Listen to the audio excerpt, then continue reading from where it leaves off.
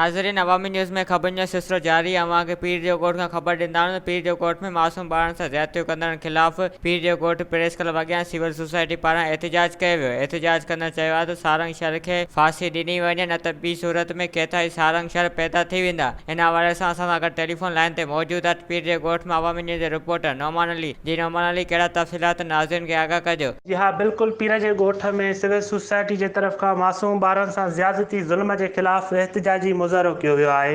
एहतिजाजी मुज़ाहिरो कंदड़ civil society जे अॻवाननि ऐं नौजवाननि मीडिया सां ॻाल्हाईंदे ॿुधायो आहे त ठड़ी मीरवा में मासूम नीगर साहिल मंगड़हार सां ज़्यादती कंदड़ फ़ोटूं वायरल कंदड़ जवाबदार सारंग शहर खे फाही ताईं पहुचायो वञे। ऐं ॿियो, पीर जे ॻोठ में अब्दुल अहद सोलंकी सां 10 ॾींहंनि मुबैना अगवा करे उनखे ज़्यादती जो निशानो बणाईंदड़ जवाबदार खे बि फाही ॾिनी वञे ऐं ॿी सूरत में न त एहतिजाजी तहरीक हलाई वेंदी।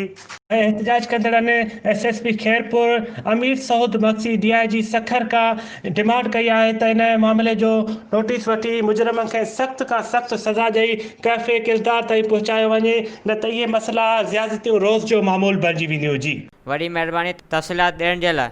वधीक ख़बरनि ऐं तफ़सील जे लाइ विज़िट कयो असांजी वेबसाइट awamiNewsHD.com ऐं ॾिसंदा रहो अवामी न्यूज़ HD।